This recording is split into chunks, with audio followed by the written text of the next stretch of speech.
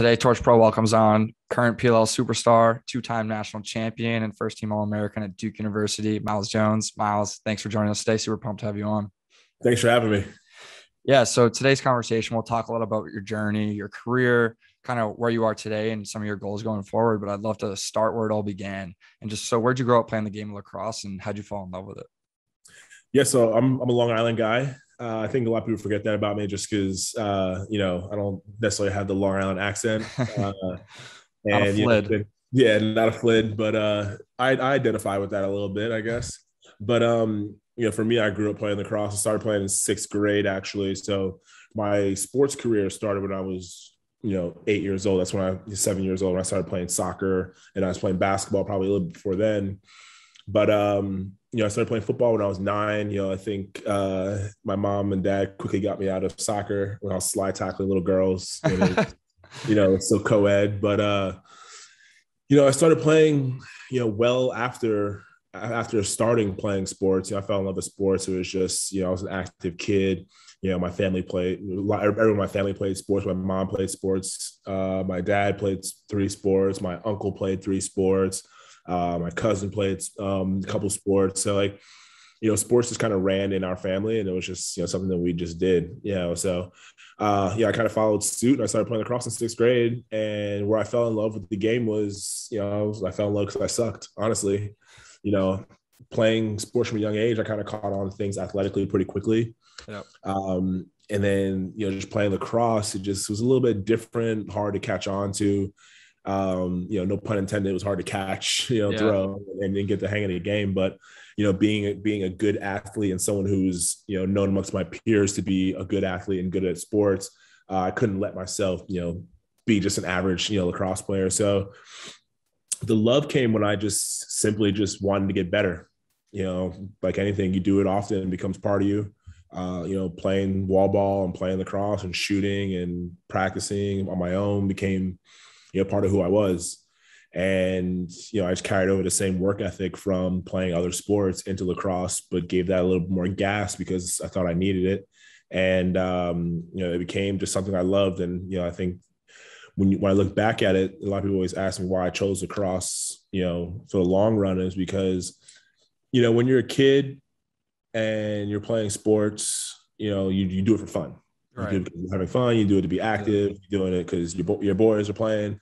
And for me, when it came down to practice, which is obviously an essential part of being a good athlete, I just fell in love with practicing the sport of lacrosse. Football was a little bit of a drag. It got a little cold during the later part of the season, and playing quarterback, getting hit, follow through, hitting people's helmets, and standing on the sideline when we're doing certain drills, wasn't all that great. For me, basketball was great. It was just a lot. And I felt like, everybody played basketball, everybody was trying to go pro. I had, pro dreams as a kid too. My growth spurt stopped at 6'4", 6'5", but, a lot of my teammates, they grew to be 6'8", 6'9". They, are still playing pro basketball. But, I think lacrosse just kind of just spoke to me in terms of just the sport itself, and then just kind of just fall in love with the game through the practice. Yeah, and I think it's super important for any kid growing up, right, to play those multiple sports. So I played lacrosse in college as well, but I also played the football, the basketball growing up in high school. And I think it speaks to and helps a lot with your development on the lacrosse field, playing those other sports. So super cool. And then you kind of mentioned it, but when did it kind of set in and put it in your mindset that you wanted to become a professional lacrosse player? When did that become your goal? Yeah, I mean, that was I think when I was a sophomore in college was when kind of pro lacrosse became a goal of mine. As a freshman in college, I was just, I was a kid who, was shocked to be at Duke University. Yeah. Just coming from, Long Island, Huntington, and, my family, no one went to, school that big and whatnot. But, being at Duke was like one of those things that, wow, I'm actually here. I'm just trying to enjoy this. And, my goals for myself weren't super lofty as a freshman. I knew I was going to play just from, fall ball and, the way coaches positioned me. I was running with the first midfield line. I was running with the second midfield line. I was getting a lot of reps. So I was like, hey, listen, I know I'm going to play. So for me, my goals were, I wanted to play in every game. Yep. score a goal or an assist in each game, do what I can do to help the team. So, had a good freshman season. We were fortunate to win a national championship. I wasn't a huge part of that, but I scored a goal in a national championship game and I played in the playoffs. So I did what I was, supposed to do. And my sophomore season was kind of when, I took things a little bit more seriously. I started working, putting in extra work, whether it was on the field, in the weight room, watching more film, just studying the game a little bit more. And, my career kind of took off. I had a great season. And then, people were talking about, hey, this kid can definitely play at the next level. But the funny thing about the sport of lacrosse is that, you don't talk about people playing at the next level until you're done. Right. So, when I was being compared to, guys that were playing professionally, I was like, hey, maybe, this is a thing for me. And the cool thing about, my transition between freshman and sophomore year, or even just like stepping on campus my freshman year to the end of my freshman year, I became a role model for a lot of kids. And, people always talk about, pro sports and, the demographic of kids who are playing, and especially from the lower, from the ground up, I became, an inspiration for a lot of minority kids. So it was kind of cool that, it was kind of twofold. It was me realizing I could play at the next level. And then on the other side, it was, hey, like, if I were to pursue this would be pretty inspirational for a lot of kids who, want to play the sport. Yeah, like it's more than a game, right? And I think I was going to hit on this later on in the interview, and I've heard you talk about it a bit on some other interviews. But being a minority, what is it like for you to kind of almost carry that torch, and how important is it for you to spread diversity in the game of lacrosse? Yeah, I mean, it's a big deal. I didn't necessarily, not that I don't enjoy that responsibility. It's not something I actually sought out to, to be. So, it is a big responsibility because, I carry myself in a different way and in a different light because of, the position I'm in. I've always been a kid who kind of watched, what I was doing, made sure I kept a clean nose, made sure I stayed out of trouble. But, I think being that, I'm a minority in, a predominantly white sport, as people like to characterize lacrosse, I think, a lot of the things that I do are under a microscope of these young kids who, hey, I want to be, the next Kyle Harrison. I want to be the next Myles Jones. I want to be the next, quote unquote superstar athlete in the sport. And for anyone to want to, aspire to be in that position, you have to watch the people that come before you. Like, I watched Kyle growing up, and I talked about it all the time when he and I were teammates for the past 2 seasons and beyond, because he's my mentor. But I always joked around. I was like, hey, I used to watch you when I was in 6th grade. Like, I had no hair on my legs, I had a squealy voice, and I used to watch you when you were in college, just joke around and kind of age him. But that's exactly what some kid is probably doing to me that I don't know yet. And for me to be in that position for somebody who's watching that I may not know, I definitely want to be the best role model for that person. Yep. And I think that's what's so special about sports. And I love seeing Kyle's career. I was a huge fan too, growing up, and retired this year, obviously. But I think that's what's awesome about sports. It gives you guys a platform, right, to tell your story, to have this influence be on the field and do things that you guys want to do in a positive light. So it's super cool. And so I want to throw it back. We were talking a little bit about your first 2 seasons at Duke. And so you won 2 national championships. But what was that transition like, coming from prep school? And then like you said, you scored a goal in the national championship. But what was it like contributing immediately to a championship team at the D1 level at Duke? Yeah, I mean, the cool part about it was that I think I came into Duke at a pretty cool time. I like to tell stories about, my experience at Duke, just because Coach Janowski was so special. Yeah. And the things he did and the way he brought our team together. And I remember my freshman year coming in, fresh off prep school, I'm a little bit more physically mature. I'm excited because, there's a lot of hype around me coming to Duke. The midfield spots were, open for competition. We didn't really have anybody coming back in our senior class that had kind of proved themselves. So those seniors kind of had a chip on their shoulder. And then Coach Janowski was kind of battling that whole, make it to the Final Four and lose, Right. a little cloud over their head. So I remember Coach Shanowski kicked us out of the locker room before the season even started. Like, we had no locker room, we had no laundry, we had no gear. Is this in fall ball? This is fall ball. Yeah. So I'm a freshman. I'm like, oh, this is gonna be so sick. I'm playing at Duke, and we had to carry our equipment from our dorm to practice, our practice back to the dorm, and then go to class. So, and we had no washer dryer. So we had all our stuff after practice on a loop. The seniors took it, washed it for us, brought it back to us for practice next day. So he kind of set the tone that, listen, you guys have to earn everything you get, which is cool. So, I'm already, obviously, wide-eyed and excited. And now we have to go through, proving to Coach Shanowski that, we're deserving of the locker room and all the perks that come from being a Duke lacrosse player. And then on the flip side, it was a senior class that they won a national championship as a freshman, Final Four loss, in their last season.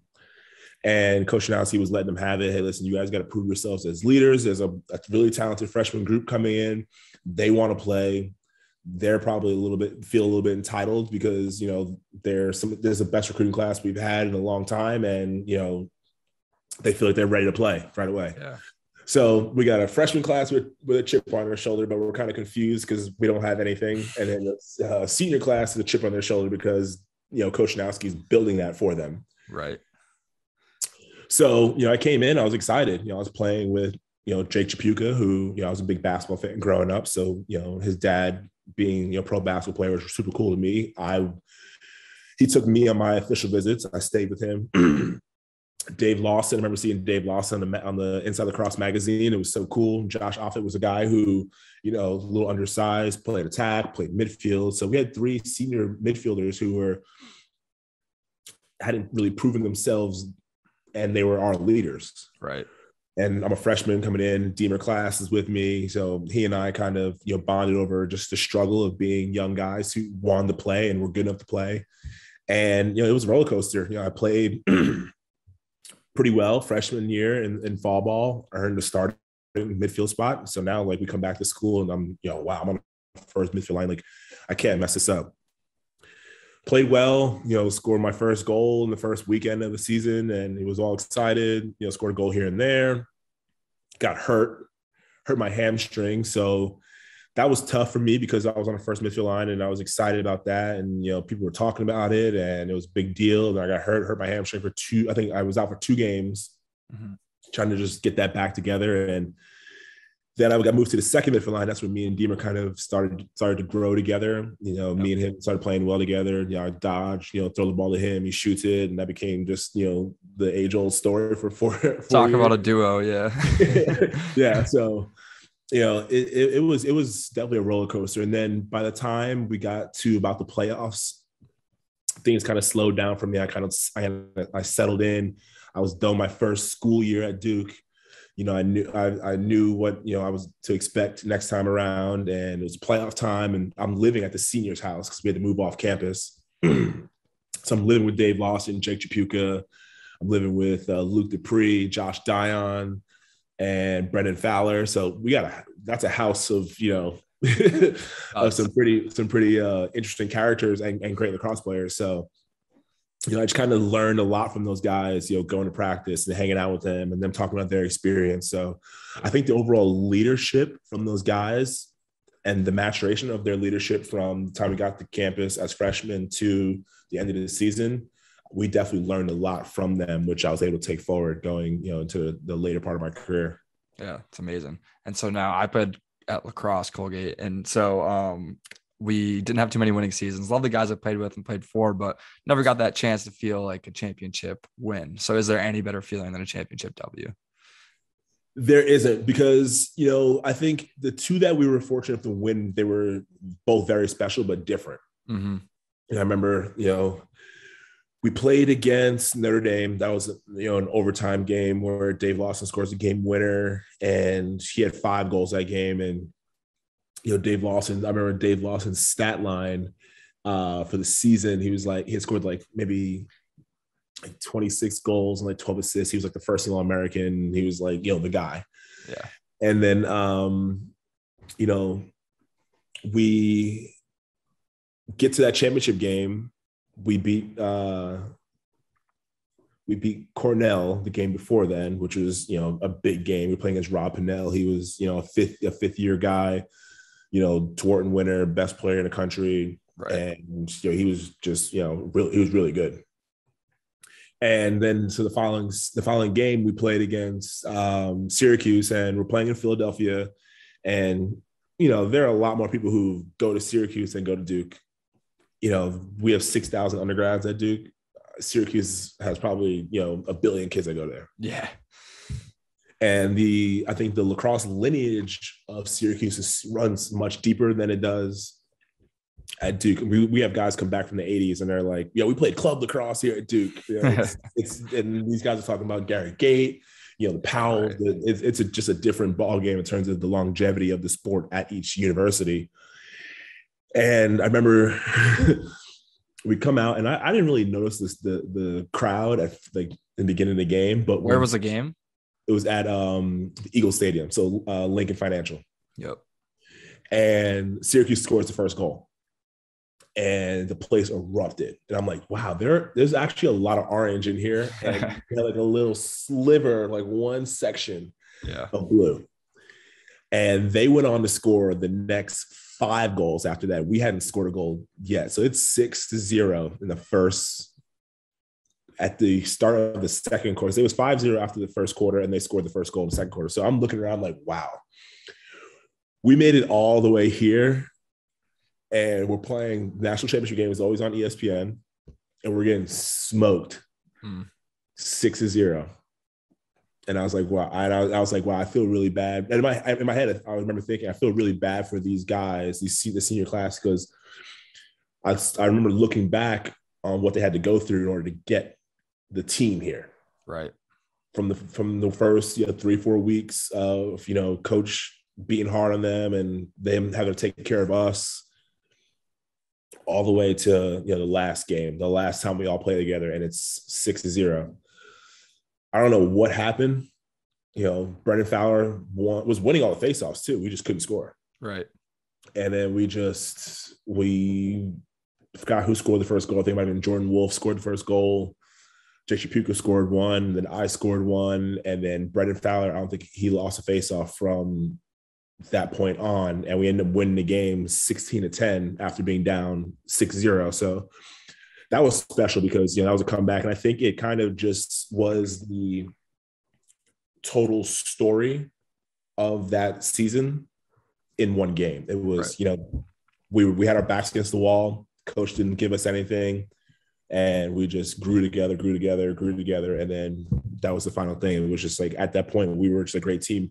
We won games by 1 goal, 2 goals in the playoffs leading up to that in order to get there. So that was a really cool feeling. And obviously being a freshman and being a young guy, being able to, get on the board in the game, and especially, kind of help spark that run was super cool. And then my sophomore year, obviously the pressure's on. You lose 3 All-American midfielders. Like I said before, guys who hadn't proved themselves. So now they're All-American midfielders and they're gone. And now you have, one kid who played a bunch his freshman year, another kid who played a bunch his freshman year, and Christian Walsh, who was a converted attackman, to play midfield because we wanted Case Mathias to play. Right. So we just had so many weapons that we were moving people around. And now we have 2 freshman guys coming their sophomore year and a senior who's playing his, second season as a midfielder. So people kind of wrote us off. And it turned out that, fall ball coach kind of saw what was going to happen. He saw that, I was a guy who could dodge and, move the ball. And then Christian Walsh is a guy who was completely selfless. He didn't mind throwing the ball to me and Deemer, who could, we could shoot it from deep. We can, dodge bad approaches. And then we had, Jordan Wolf, who was the best player in the country that year, throwing the ball to Josh Dion, who scored 50 goals and missed the playoffs because he hurt his knee. So like we were the best team that year. If we didn't win, it was going to be a problem. But people didn't know that we were the best team. And then people didn't know that that was the case until we started the season. But that one was cool because we had a lot of pressure on us because people quickly found out that we were a serious team. We were scoring 17 goals a game. And, we started off well. We lost to Maryland. We lost to Loyola back-to-back games. So coach said, okay, you guys think you're really good. And now you lost 2 games in a row. And the worst part about it was that after we lost those 2 games, we had to go to the White House for the national championship stuff. Really? So we were all pissed off and we had lost 2 games and, the alumni are coming back. So it was hard to be happy after those 2 games. Coach is giving it to us. And we're seeing the guys that we won the championship with the year before. And it's just it was tough to be excited. But I think that kind of turned the season around, being able to just see those guys Right. talking to them, hey, listen, it's okay. Let's think about what we did. We were 2-4 in the beginning of the season last year. You guys are 4-2 and everything's going to be okay. Right. And then I don't think we lost a game from that point on. I think we won maybe 8 or 9 games straight. And then we actually played Syracuse in the ACC tournament and lost that game in overtime. And I think we needed that loss. Yeah. And it recentered us. We were like, okay, listen, this is the last time we could lose or else we're going home. It's better now than later. It recentered us. We refocused. And then we just went on a tear. We, blew Air Force out, blew Hopkins out, beat Denver by 4, and then ended up beating Notre Dame by 2, but we were beating them by 6 the whole game. But so that was a good season for us because, it was vastly different from the year before, but it's crazy the journey you get to win the championship. It all feels the same at the end, but the journey is definitely always different. Yeah, and I think you don't see a lot of repeat champions in sports, right? Because of that target on your back. So sometimes that repeat is feels a lot better than the first one because of the journey and the roller coaster you have to take to get there. No, it's amazing. I mean, unbelievable career at Duke. And so I want to flash forward a little bit to your professional lacrosse career now. And so you spent some time in the MLL, and then I guess looking back at 2019, the PLL was founded, and all the game's biggest stars, they joined that league. So what was that transition like for you as a player joining that new league, kind of new culture, new energy? Walk us through kind of that process and what it was like for you.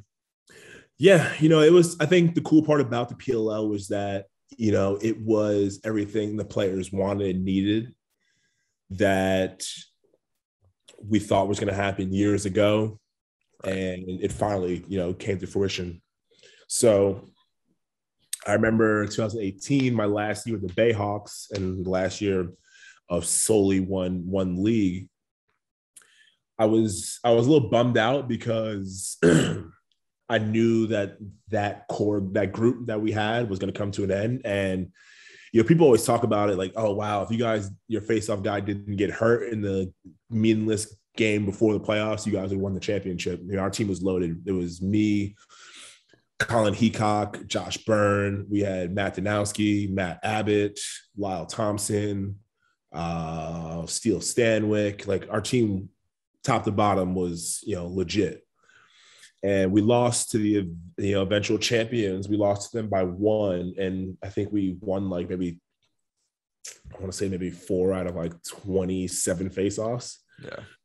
So I was a little bummed out because I felt that was my first my first pro championship chance, and obviously such as sports, injuries happen, but I feel like when the PLL came about, it was a new chance for us to kind of elevate our platforms before we even did anything. Premier Lacrosse League was a big topic. Paul did a really good job of putting that in the spotlight prior to even playing a game. Right. And we delivered as promised. I think there was, I think it was 60% of the games, 65% of the games were 1-goal games, whether it was overtime or just 1 goal, by the finish. And it was exciting lacrosse. The field was shorter, 52 seconds on the shot clock instead of 60. It was, every player on the team was really good. Really good. And got there. And when you see the amount of guys that weren't on the rosters, it was damn, you could literally pick 3 guys from each team and make a full team, and you can Squad. see those guys up as the extra team. Right. And it still is like that now. Like Yeah. we had guys on our team that didn't play, and I'm like, wow, this dude had like one of the best college careers, and this guy had a great college career. This guy had a good career. This guy was a great player, in the MLL and whatnot. So the competition is stiff. Guys, you can tell like guys were showcasing their off-season workworkouts, and guys were working a little harder, with the higher pay, kind of up the ante, and guys were really making sure that they were showing up because they knew what kind of show was about to happen. And in 2019, it was exciting. We played on NBC Sports and NBC. Right. We played games on national television. People that don't even like know anything about lacrosse that I'm friends with, they would be, yo, look, and I would get videos of me like on actual TV, go to like random bars at night, and they'd be replaying the games and stuff. It's like, it was a really cool moment because, when you're a young kid, flash back into that kid who, started playing lacrosse, and no matter what sport you play, the coolest part about playing sports is playing on TV. Yeah. Totally. If you're a pro athlete, you want to play on TV. You want to, have mom, dad, sister, uncle, aunt, grandma watch the game from the couch and be able to be proud that, hey, that's my family member on the TV, and that's really cool to see them work hard, and I understand like what they went through in order to get there. Yep, 100%. It's cool to see, and it's cool if we're like, young kids just to see, their favorite players on TV. I think that's just the coolest part. We take it for granted, I think, sometimes, just because like we're obviously in the moment and we're super hyper competitive, and we're trying to figure out different ways to win and all this stuff. And then you see a little kid who loves the sport, they stop you like, hey, listen, I watched this game, watched that game, watched this game, and you did this, that, and the other thing. It's like, wow, like you actually sat there and watched all of that, and it's a pretty cool moment. So I think the PLLers did a really good job of marketing, building the social media around the league, putting us in the best position to be successful, telling stories throughout the season, and just really putting on a show from top to bottom.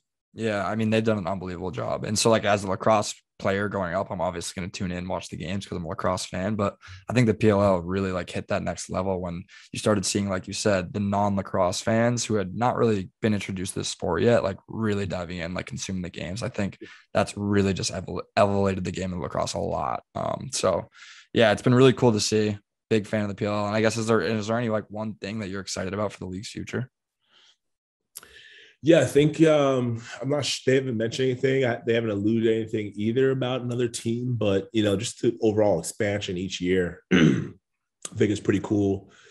Unfortunately, when COVID hit, I think that was probably the coolest slate of games. Like we were going to play in Portland, we were going to play in all different places all over the country, which was my favorite thing. I think that's the coolest part about the PLL. Like it's cool to like have a home base and you see the same fans, and like you get the whole, fan team to, organization camaraderie and all that stuff. But I think being able to travel to different, locations is, super cool as an athlete. You get to, sometimes I like to throw camps the same week as I play in certain games. That means I get to be around some of the youth players in that area, and then I get to see them at the game. So it's cool. Like I'm working out with the guys, taking them through drills, doing all different things. I'm shooting with them. They get to see that up close and like, oh wow, like I see that's what it's like to do it on a practice level. Turn around 2 days later and come to the game and get to see, and then I get to see them in the stands, and it's just a cool thing. I get to see two sides of me. I get to see coach me, and then get to see, locked in, player version of me. So just the overall travel aspect is just my favorite because you get to see so many different things. And like, obviously, like people don't know like our day to day when we're, on the road, but, we get there, we have practice, and then we do have some downtime where we get to go, hang out around the city, go eat something, look up places to like eat that are like famous, must eat places, go to the mall, hang out, do like, normal people stuff. And it's cool to be able to do that in different places. It's awesome. You've mentioned you do camps and whatnot. Is Coach Myles Jones in your future? It's funny. I was actually, talking to my fiance about that the other day.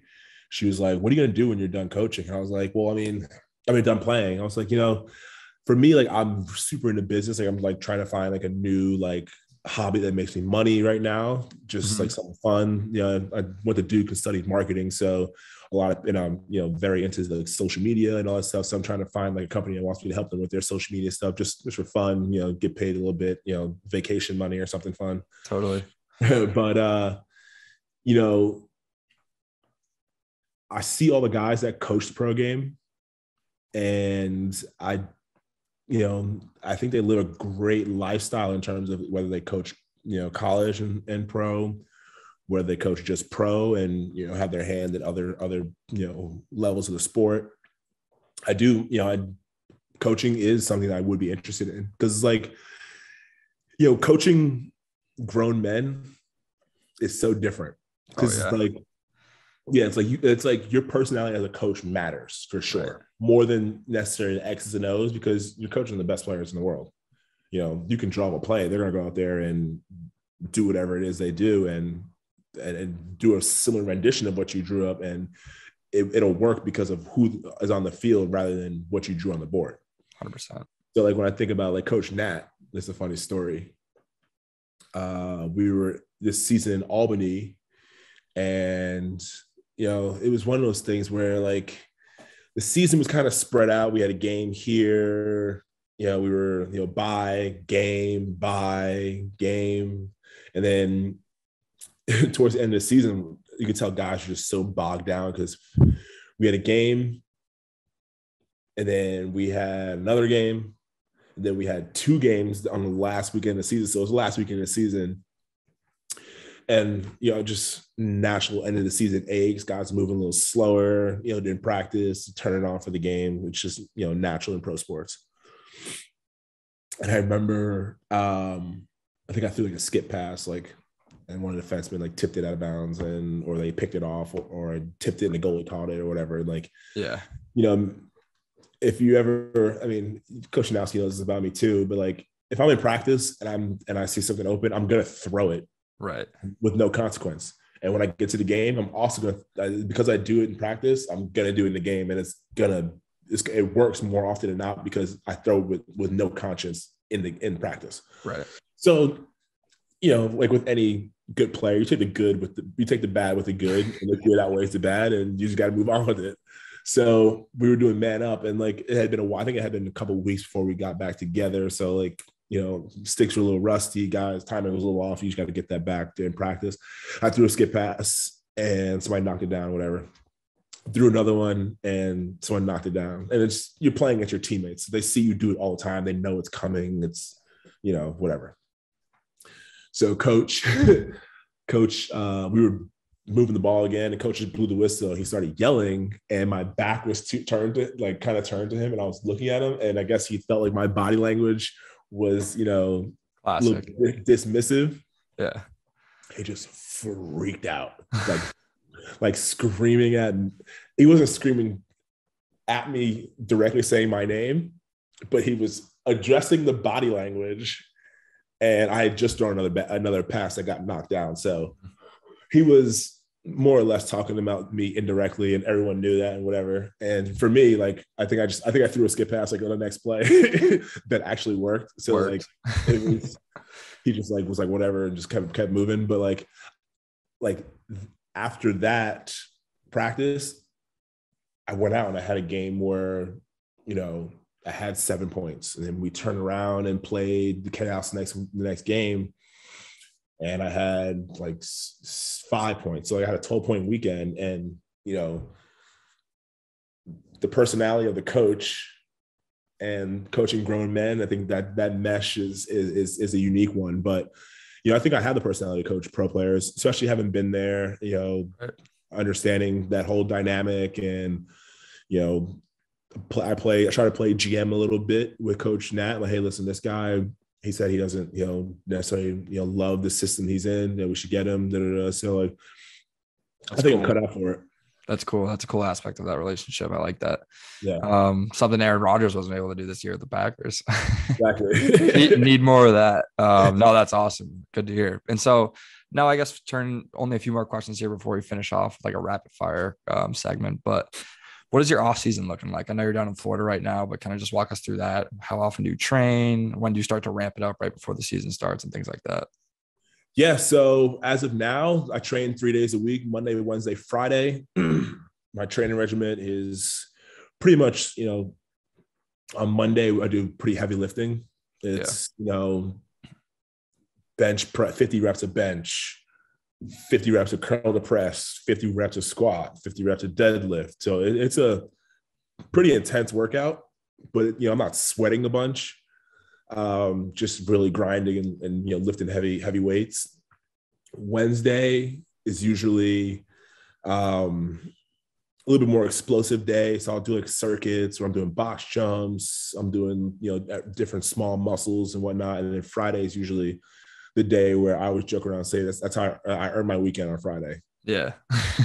Like I'll do 45 seconds on, 10 seconds rest, and I'll do 9 different workouts in like a large area. And I'll do that 5 times. I get like a little bit of rest in between each full set of 9 workouts. But then he'll flip. I'll usually do it 6 times. It'll be 3 of the 9 workouts. He'll flip it, and then I'll do like 7. I'll do 3 rounds of those, and I'll be smoked, and I'll just be like laying around. But in between that, I just started trying to play golf a little bit. A lot of great courses down here. A lot of my friends have gotten into golf recently. Which is fun because, we used to party and hang out together all the time when, I first, graduated. What'd you shoot yesterday? I shot in the low 90s. So there you go. It's not bad. That's good. But, yeah. So, it's fun though. Cause like we took the young aspect of us and we just got together and, we're doing it as grown-ups almost have, significant others, so I think they feel more safe with us on the golf course. Yeah. But it's fun, man. It's cool because I'm super competitive, and when I'm not playing, I like to have something that like gets competitive juices flowing. So golf is one of them. I've always been a pretty big video game person. That's just since I was actually a young kid. Me and my best friend since kindergarten, we used to stay up as late as possible when we were like 9, 10, 11, 12, playing, Halo, like the first Xbox. And like I did that in high school too. And, I don't do it as much now. Significant other, they try to get you to hang out with them more than you clicking buttons and staring at screens. But that also gets my competitive juices flowing. I played the Xbox with other pro lacrosse players. I was not too long ago, I was playing with, it was me, Kyle Hartzell, and Marcus Holman. And it's just, it's just all fun and jokes, and it's always good. Are you into Twitch at all, live streaming? So I used to do Twitch a bunch. The funny thing is, I used to do Twitch on like other people's channels, like as like a guest. But I always wanted to start my own Twitch. I kind of flirted with the idea of building out a little office where I could do work and then flip it over to the Xbox on the monitor. But I think life took a little bit of a different turn, and now I'm still playing on the big screen every chance I get, for sure. Right, that's awesome. That's cool, man. And so now a few more here, but like hopefully we can dive into more products right at Torch Pro and do some cool things in the off season, maybe even in season. But what kind of aspects of your life are you hoping and willing to share while using the Torch Pro platform that people might not know about you? Yeah, I think my day-to-day life, I think some of the interests that, I have, like golf, I think would be cool. Just kind of like a walk and talk, like while I play, talk about just random things that, I'm into, random things, like things I enjoy, like music. I love music. So like the other day, like I was, bored, and I watched a 2-hour documentary that Drake did, when he just talked about like a lot of things leading up to his album and all the conflicts of, who he became as an artist, and, the relationships, and the music, and why he made this move versus this move. So I like all that stuff. I grew up a Jay-Z fan, so I like to read a lot about Jay-Z and like what he does. And I think all these, big music moguls and all the things they do navigate around the music industry, which, is unanimously known to, not necessarily be in the artist's best interest. Yeah. I like to just see how like those people navigate those things, knowing that they're going into something that's a passion of theirs that comes with hardships that are, inevitable. Yep. So, I like music a lot. I like, video games too. Like that's a big thing I like to talk about and talk about the different, generations of games and whatnot. So, I mean, I have a lot of interests where, I could just sit and talk about, whatever. Really, awesome. Sports is a big one. I grew up a basketball fan, so I see the game on a different level. Grew up a football fan and player. I see the game on a different level. I like to watch documentary. I watched a KD documentary the other day, and I watched. You see the Chips episode with Draymond Green, and I watched that. And, I watched that was great. And I watched that, and like right after that, I just watched like a 20-minute video of KD highlights, and like. Love KD. He's right. I think, one of the coolest players. I think for me, like I kind of identify with KD. KD's, a bigger player. I was a bigger basketball player when I was growing up, and I played guard because I just didn't want to be under the basket or solely a big man. Mm-hmm. And I think that kind of translates into the way I play the game of lacrosse. Like, I think about being in the post, as in people just saying, "Oh, you could just run through everybody and score."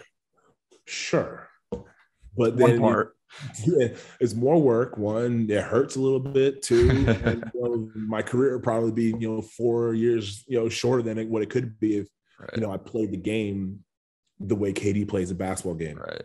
The finesse game, the mixture with the power game, being able to be the guy who facilitates, but also be the guy who takes over the game. So, I like, I've always liked him and LeBron, like their games, not because they're the two best players right now, but because of the way they play the game. And, playing basketball is a similar way translated to my lacrosse game. So I still follow the way those guys, are going, about their business. So I think, I have plenty of interest, and I think, walking 9 or 18 holes together would be pretty cool. A good time for sure. And I think it's interesting you talk about just sitting down, watching a documentary. Maybe it's Drake or KD. And I think that's the cool thing about sports. We talked about it earlier. It's like the fact that you can have those platforms and you go and watch those things in social media or wherever it may be. And then you just become a fan, and it's cool that way. So I like how media is kind of ever changing. And I think Torch Pro presents a cool opportunity for people to kind of dive in, learn more about players and their favorite athletes, and kind of emulate that. So final question here before the rapid fire.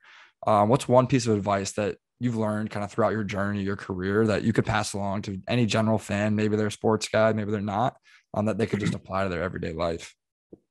Yeah, I think for one thing, I was actually thinking about this, today, and just thinking about how it's applicable to not just, when you play sports, but everything in life when it comes to, if you're a young kid trying to, make some money here, make some money there, going about, trying to figure out what your passion is, just do as much as possible. Yep.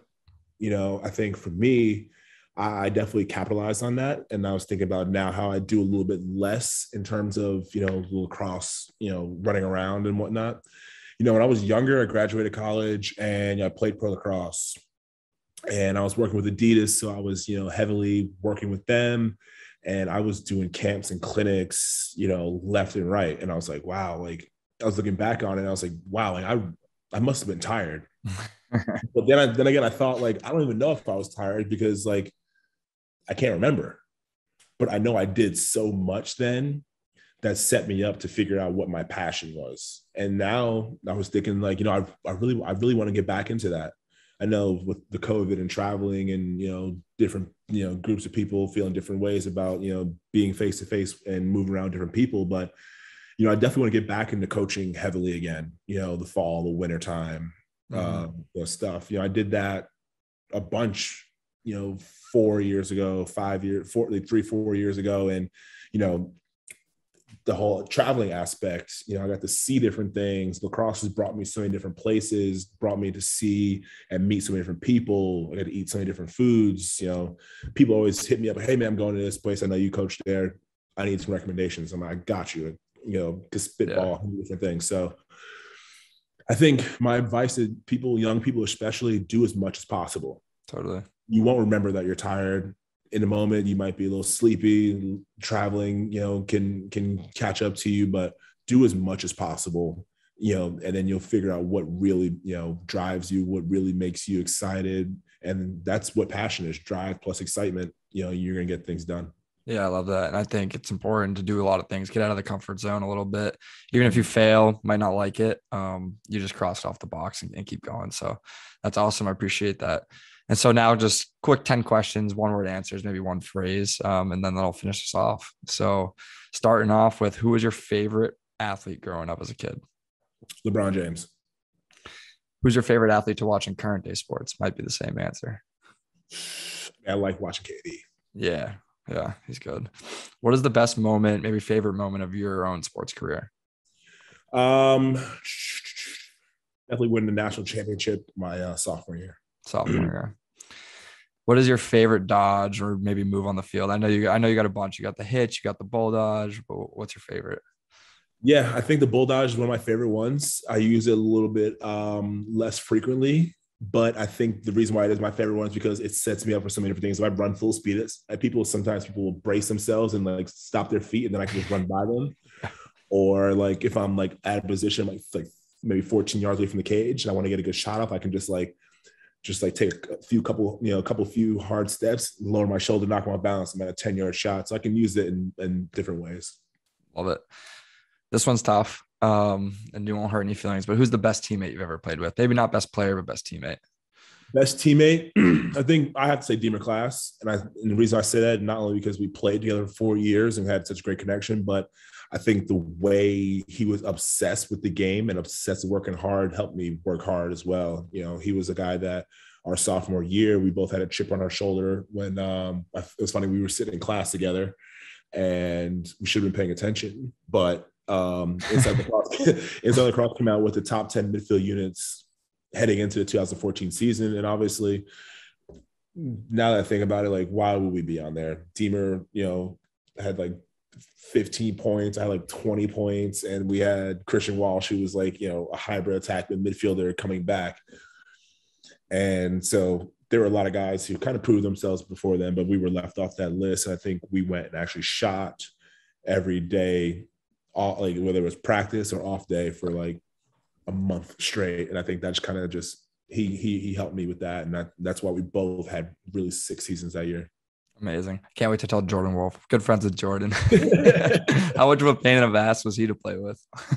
Yeah, he was. I love Jordan. He was funny because like me and him would always like have this like underlying joke where like if I got the ball, he felt like I wouldn't pass it to him, and if he got the ball, he felt like he wouldn't pass it to me. I'm like, and we would always joke around like before practice, hey, listen, like if you dodge, make sure you just throw it forward. That's what you say to me. I'm like, hey, listen, when you dodge, throw it forward. Like, but just playing together was awesome because he and I played together on the right wing and we played the 2-man game. Yeah.